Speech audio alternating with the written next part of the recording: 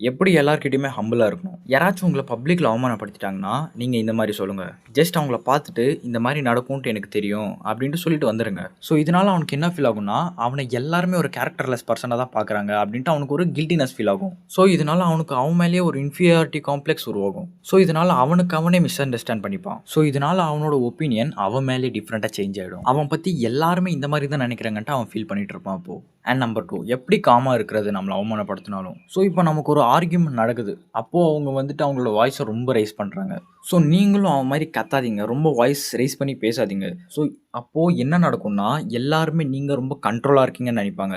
நீங்க அவனோட eye contact அப்படியே மெயின்டெயின் பண்ணுங்க. ஐ கான்டாக்ட் மெயின்டெயின் பண்ணா அவனே பயப்படுவான். அவனோட வாய்ஸ் கொஞ்சம் ரெடியூஸ் ஆகும். அதுக்கப்புறம் அவன் எவ்வளோதான் கோவமா பேசினாலும், நீங்க கூலா பேசுங்க. எதுவுமே அப்படி நடக்காத மாரி பேசுங்க. ஸ்ட்ரெஸ் எடுத்துக்காதீங்க. உங்க மூஞ்சில எதுவுமே தெரியக்கூடாது. ஸோ நீங்க இன்னொரு விஷயத்த புரிஞ்சுக்கணும். ஆர்கியூமெண்ட்ஸ் நடக்கிற டைம்ல நீங்க என்ன பண்ணணும்? அப்படியே இப்போ நான் சொன்ன மாரி பாடி சென்ஸ் நெறைய குடுக்கணும். அப்போ நீங்க ஐ கான்டாக்ட் மெயின்டெயின் பண்ற மாரியே இன்னொரு விஷயத்த கூட பண்ணணும். ஃபார் எக்ஸாம்பிளா அவன் கிட்ட போறது, விரல மடக்குறது இந்த மாரி பண்ணீங்கன்னா அவன் கொஞ்சம் பயப்படுவான். இப்போ உன்னோட ஃப்ரெண்டோ யாரோ ஒருத்தவங்க உங்ககிட்ட பொய் சொல்லிட்டு இருக்காங்க. அது உங்களுக்கு தெரியுது. பட் உங்களோட ஒர்க் நடக்கிற வரைக்கும் இந்த மேட்டர் அவன் பொய் சொன்ன மேட்டர் அவன்கிட்ட சொல்லாதீங்க. ஏன்னா உங்களுக்கு ஒர்க் நடக்கிறது முக்கியம். ஸோ இந்த பாயிண்ட்ல தான் நெறைய பேர் எமோஷனலா பிஹேவ் பண்ணுவாங்க. அண்ட் நான் இப்போ சொல்ல போறது ரொம்ப முக்கியமான விஷயம். இந்த விஷயத்த யாருமே கேட்க மாட்டாங்க. நான் இப்போ சொல்லுவேன். பட் நெக்ஸ்ட் மினிட் மறந்துடுவாங்க.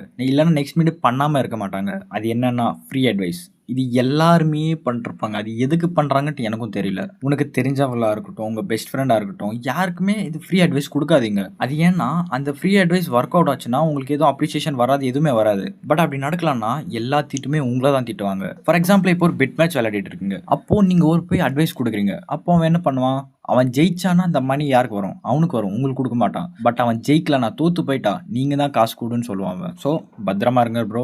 அண்ட் இன்னொரு இம்பார்ட்டன்ட்டான விஷயம். இது பெஸ்ட் ஃப்ரெண்ட்ஸ்க்கு தான் நெறைய நடக்கும். இது யாருக்கு செட் ஆகும்னா, ஃப்ரெண்ட்ஸுக்கு செட் ஆகும். ஃப்ரெண்ட்ஸுக்கு ஃப்ரெண்ட்ஸு கடன் குடுத்துப்பாங்க, வாங்கிப்பாங்க. இது இருக்கும். பட் யாராச்சும் ஒரு ஃப்ரெண்ட் கஷ்டத்துல இருக்கும்போது கடன் குடுத்துட்டு, அதுக்கப்புறம் அந்த கடன தீர்க்க முடியாம ஒரு ஸ்டேஜ் இருக்கும் பாருங்க. அப்போ அவங்களோட ஃப்ரெண்ட்ஷிப் பாண்டே போயிடும். ஸோ இதனால தான் சொல்றேன், யாருக்குமே கடன் குடுக்காதீங்க, கடன் வாங்காதீங்க. அதனால அவங்க கூட இருக்கிற உங்களோட ரிலேஷன்ஷிப் போயிடும். இதெல்லாம் யாருமே சொல்லி பண்ணல அது. இதெல்லாம் காசு பண்ண வைக்குது உங்கள. ஸோ இப்போ நீங்க நெறைய பாருங்க, இந்த லேண்டுனால தான் அண்ணன் தம்பிங்க பிரிஞ்சு போறாங்க.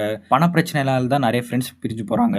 இந்த ஃப்ரெண்ட்ஸ் தான் நெறைய பேர் இருக்காங்க. கடன் குடுத்துட்டு குடுக்காம ஃப்ரெண்ட்ஸ் பிரிஞ்சு போயிருக்கிறது, சண்டை போட்டுருக்கிறது, வீட்டுக்குள்ள போய் அடிச்சிருக்கிறது, இந்த மாரி நெறைய நடந்திருக்கு. ஸோ நீங்க என்கிட்ட கேட்கலாம், இதெல்லாம் உனக்கு எப்படிதான் தெரியுது அப்படின்ட்டு. நானும் நெறைய யூடியூப் சேனல்ஸ் பார்ப்பேன். பட் அதுல எப்படி சொல்லுவாங்கன்னா 1 மினிட் 2 மினிட்ஸ் சொல்ல மாட்டாங்க. 10 மினிட்ஸ், ஹாஃப் அன் ஹவர் அந்த மாரி சொல்லுவாங்க. ஃபார் எக்ஸாம்பிள் இப்போ சொல்றேன். நான் இப்போ இந்த ஒரு வீடியோல இவ்ளோ டாபிக்ஸ கவர் பண்ணியிருக்கேன். அவங்க ஒரு டாபிக்ஸ 10 மினிட்ஸ், 30 மினிட்ஸ் அப்படி சொல்லுவாங்க. அதனால தான் நான் எல்லாருக்குமே புரியணும் ஷார்ட்டா அப்படின்றதுனால தான் இப்படி கம்மி பண்ணி சொல்லியிருக்கேன். ஸோ நீங்க இங்க வரைக்கும் வந்திருக்கீங்க. அப்போ நீங்க ஏதோ தெரிஞ்சுக்கணும்னு நினைக்கிறேன் ஹியூமன்ஸ் பத்தி. ஸோ அதுக்கு நீங்க கரெக்டான சேனலுக்கு தான் வந்திருக்கீங்க. லைக் பண்ணி சப்ஸ்கிரைப் பண்ணிக்கோங்க. அண்ட் நம்ம டெய்லி கொஞ்சமா பேசி நெறைய தெரிஞ்சுப்போம்.